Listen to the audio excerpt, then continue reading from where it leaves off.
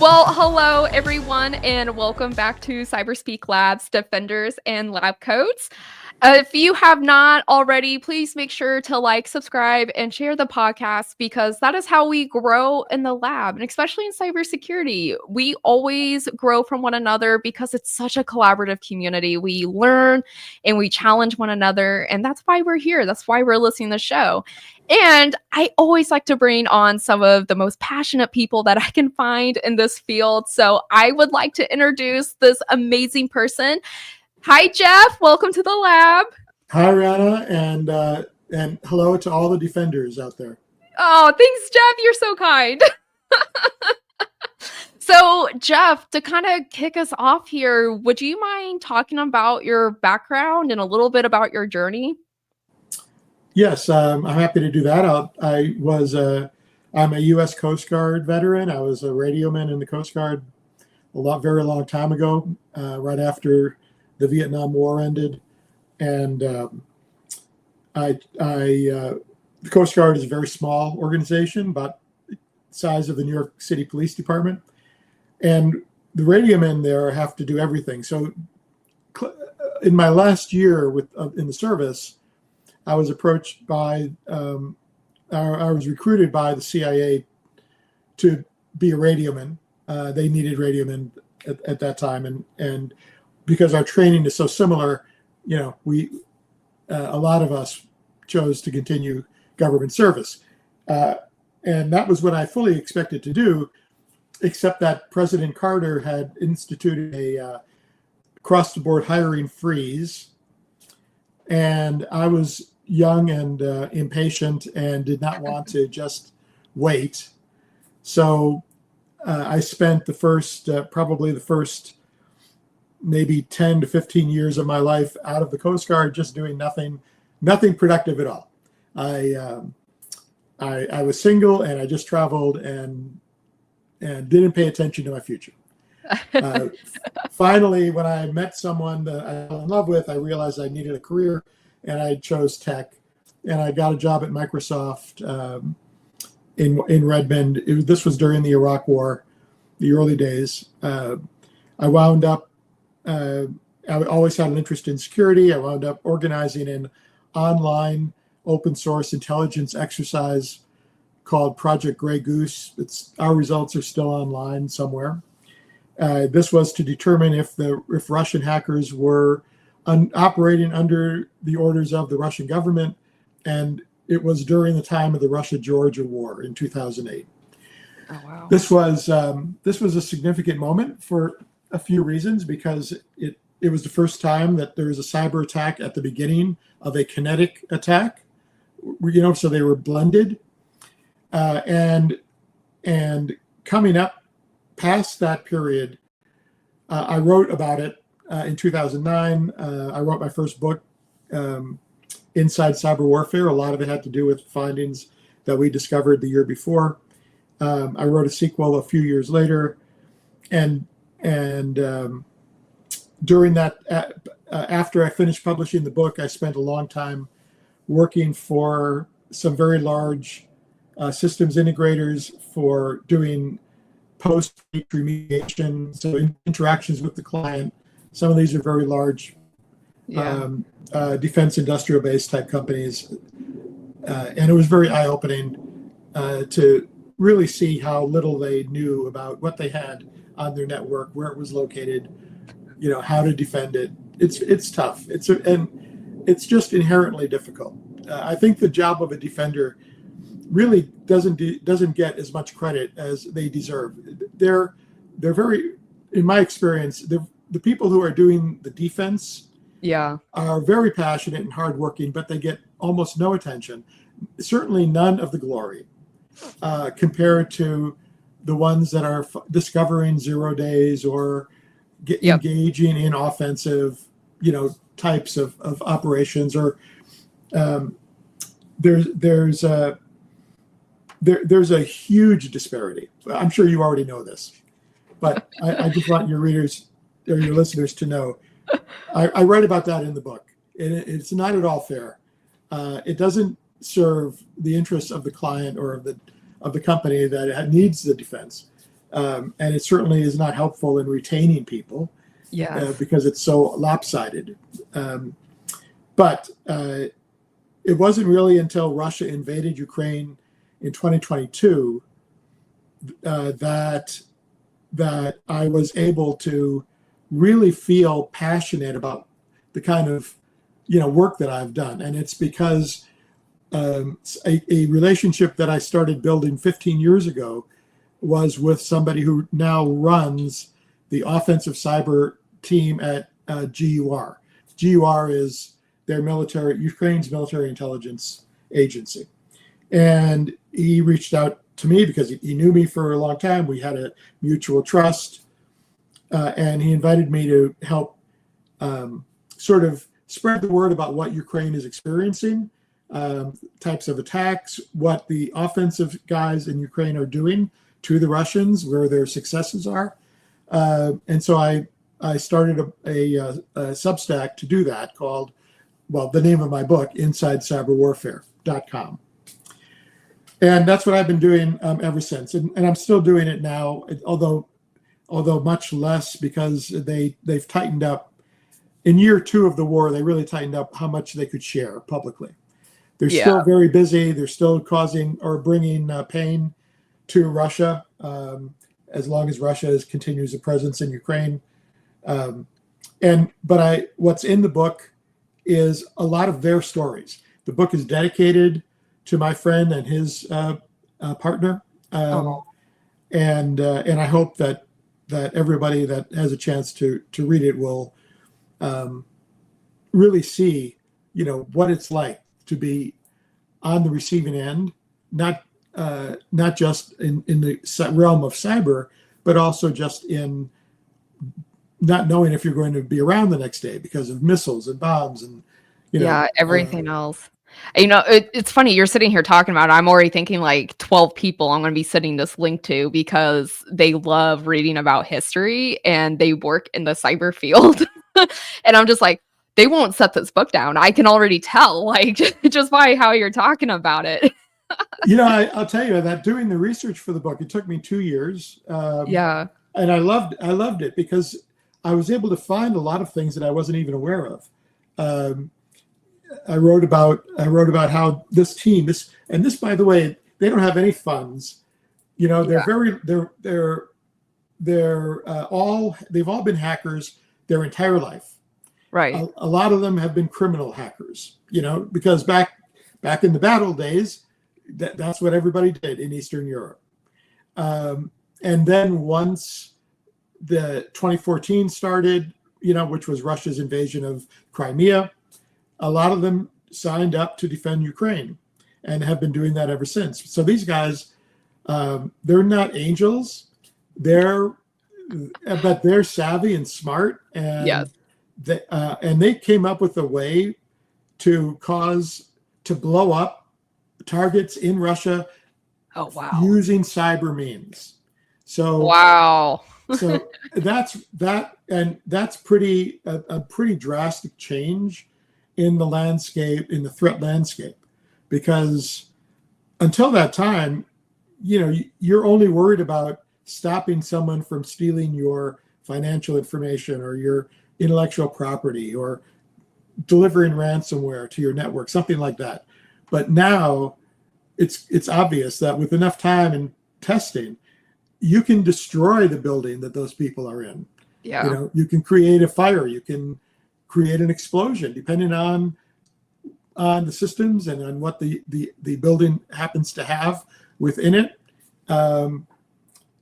And I give examples, and I give some information about the process that they had to go through in order to get there. Wow. And that's cool about, they reached out to you to tell their story. That's what's amazing. I like, especially in this field, right?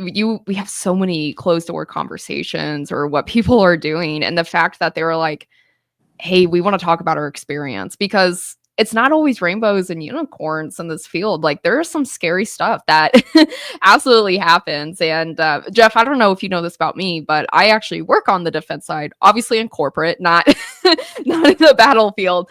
And I mean, you're right. These people are not getting the credit that they need. And I couldn't even imagine, you already have the stress of trying to detect and defend, and now you also have the pride of protecting your country.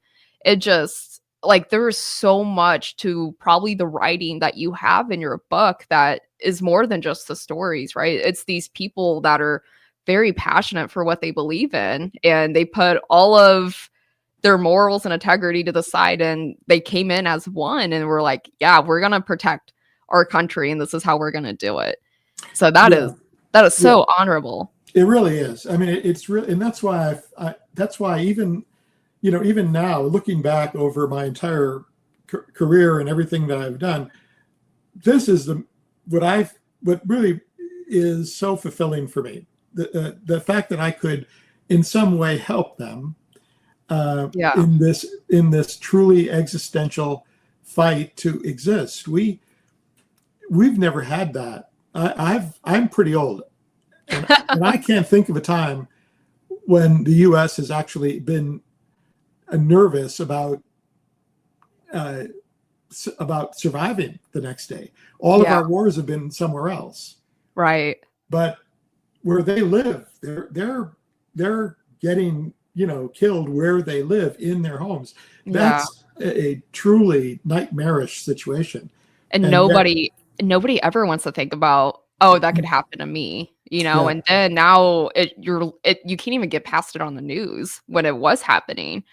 And it blows my mind, like I feel so bad for those families on just in general, right? The neutral bystanders and everything happening. Yeah, But it's sad for so many reasons. Even animals. I mean, even the animals are very heartbreaking.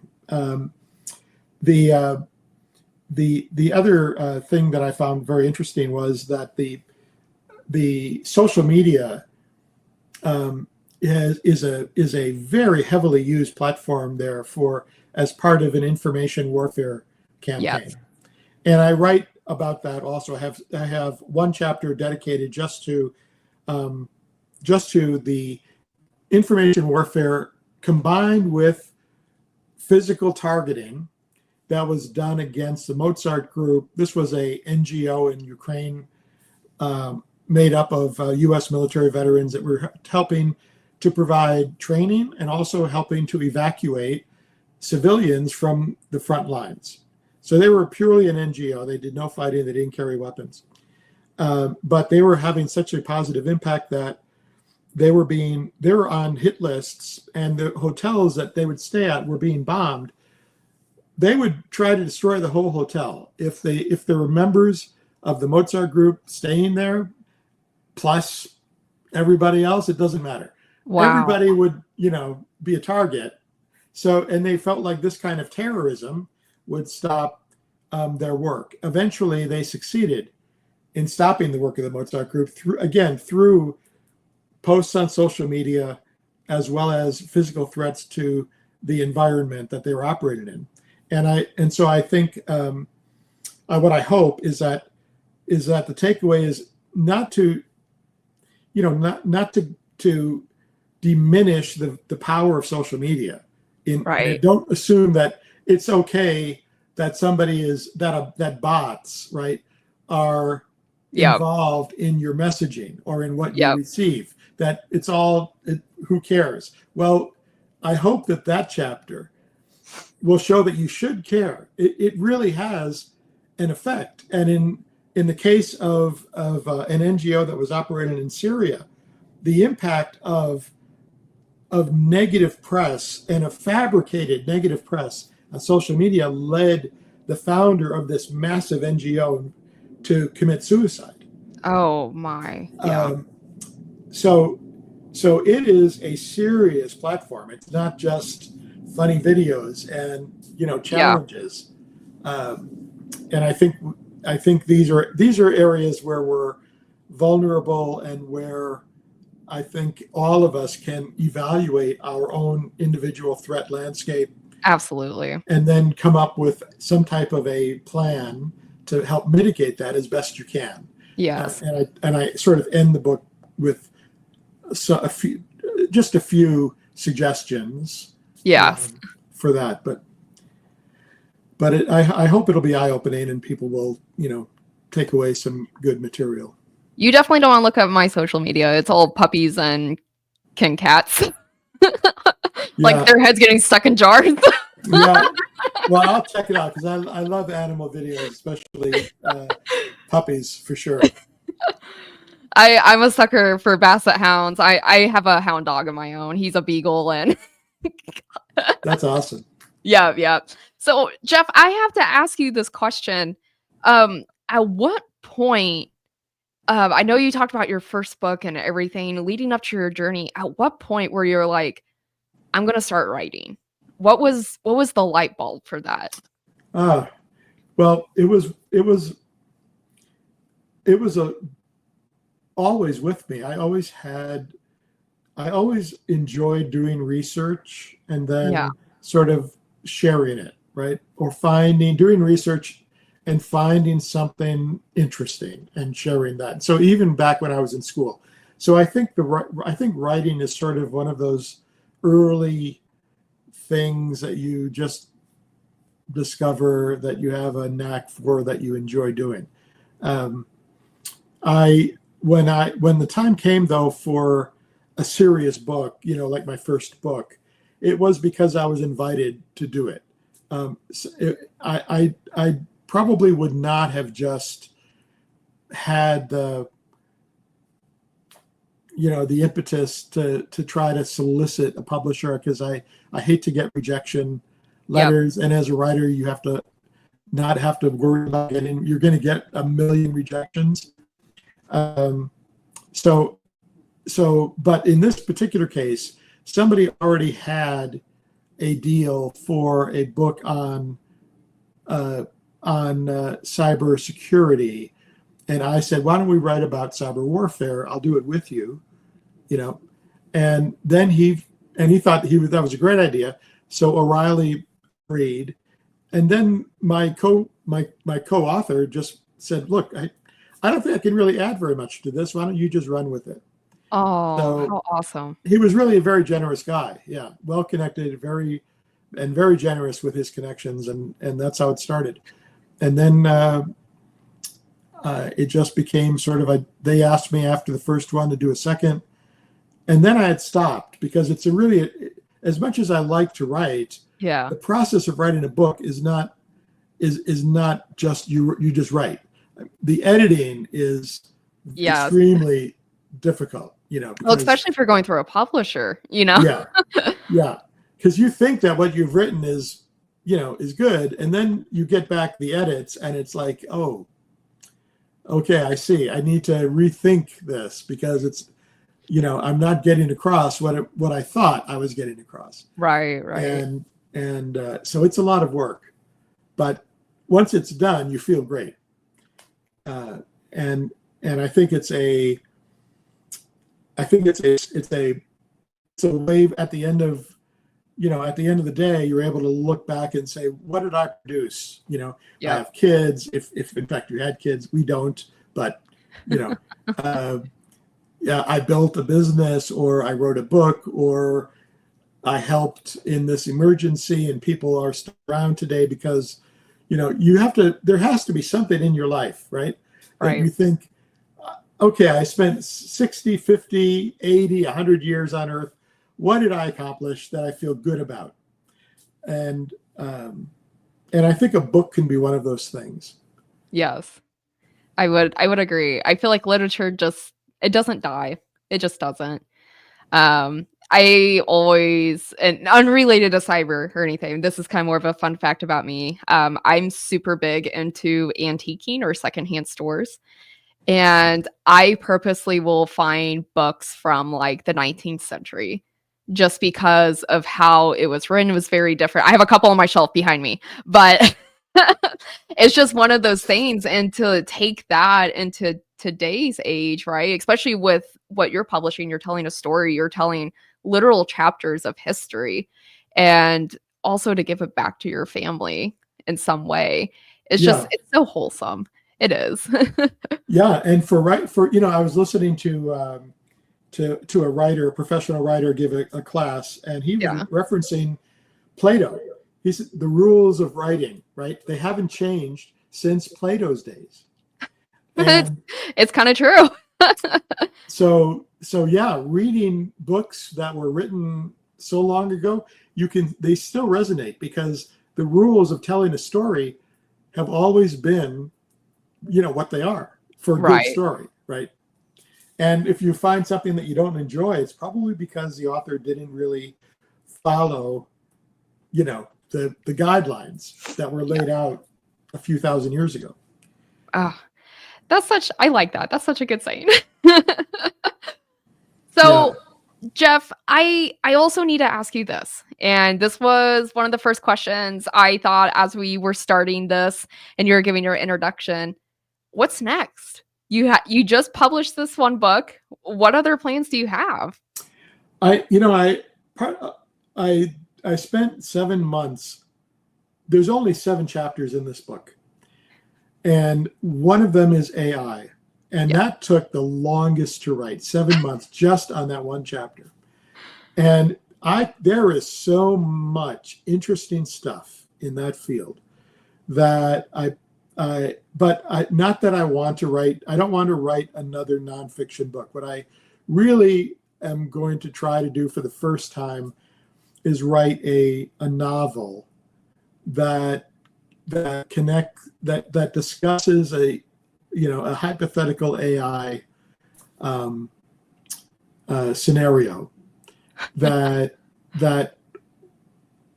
has been around ever since people started working on AI. Which is the fear that it's either fear or a blessing, right? It can go both ways. But the fear would be that AI is somehow going to become sentient, make its own decisions. And it's already smarter than everybody else. So what do you do about that if and when it should happen? And so you have people that think that it's going to make humans have the best life ever because AI will just simply do everything that we don't want to do. And it'll make things cheaper, and so money won't be as big of an issue, and so on and so forth. It's just a utopia. And on the other side is it'll be the end. It'll spell the end of the human race. It'll be one or the other. It will be our thoughts. So I think there's a lot of great stories yeah, that you can extract from that, and at the same time be inspired by actual events. Like, yeah, people are even today, right now, there's this idea that of rationalism and effective altruism and this kind of cultish concept that that if you have a lot of money, you should strive to do what is best for the widest or largest number of people. And because you have the money, you decide what that is. And so we're seeing that today, with the influence that tech billionaires have in the White House and, in Congress. And the approach that they're taking is sort of a tech startup approach, to try to redo without a lot of thought to how individuals might be suffering as a result. So this mindset that's prevalent among a lot of AI researchers of sort of a rationalist approach, what you can see winds up harming the average person. And it's a complicated scenario, but I think it's best told in a fictional way. I address it a little bit in the chapter that I wrote, but I really feel like I can spend another probably few years having fun, in that space and coming up with something that people might like to read. Well, if you do ever publish it, let me know, because that's right up my genre of books I typically read. I like the post-topian science like science fiction, all of that fun jazz. So I would personally love to have a signed copy sitting on my bookshelf if you ever do pursue that. You got it. It's a deal. It's a deal. So, Jeff, we are coming close to the end of the show, and I always like to ask a few questions to any guest that does enter the lab. And they are going to be the most difficult questions you have probably ever been asked in any interview in your life. The first one, and I hope you're ready. I'm glad you're sitting down for this one. Okay. The first one, where can people find you? On social media or a website? So I'm on Blue Sky. That's the only social media that I'm on. My handle on Blue Sky is Security Inc. Inc is INK because of writing.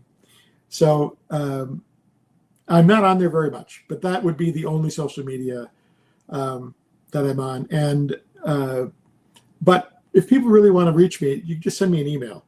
It's jeffreycaruso@pm.me. I'm happy to receive the email and respond to every email that I get. I try to respond to. So you're a popular person, Jeff. That's all. Now, if people want to potentially buy a copy of your book, what's a good place for them to find it? Amazon is probably the best place. So it's Inside Cyber Warfare, 3rd edition. There's 3 editions, but the 3rd edition is nothing like the first 2. It's completely different content, completely fresh content. So you're welcome to buy the other 2, of course, but by the 3rd one, I think it's the most relevant for what's going on today. And I'm just going to promote it. You might as well just buy all 3 and enjoy the journey from start to finish. Well, I'll tell you one thing: you'll really see the evolution as a writer. I'm looking at some of the earlier books, thinking, "Oh my God!" Imagine if, like, when you published this in early thousands compared to the one that you just published. Imagine talking to your past self and being like, "You will not believe what we just published." Yeah. Like, yeah, it's really incredible. And the funny thing is that people thought the lessons that we learned back in 2008 when Russia invaded Georgia from the cyber side, a lot of people hung on to those. Yeah. They felt like that playbook, what they refer to as a playbook, hadn't changed. And so when Russia invaded Ukraine in 2022, they were expecting the same tactics yep. that were used back then, which of course is not what happened. So it's an interesting look at the two editions. I think the first and versus the third, because it became so much more volatile and sophisticated in just however many years, 14 years. Yep. That's nothing time-wise in World of Warfare. That's nothing. Right. But it was drastically different when it came to cyber. No, I'm excited. I'm so excited. You don't hear much about, like, you hear people write books for like specific topics, but in my opinion, it's so rare to like see an author literally go from like when tech was absolutely booming to what it is today and just see the trends of history. It is so rare just to have all of those historical chapters just line up. And kudos to you. I know you're so humble, Jeff, but I'm giving you amazing praise. So kudos.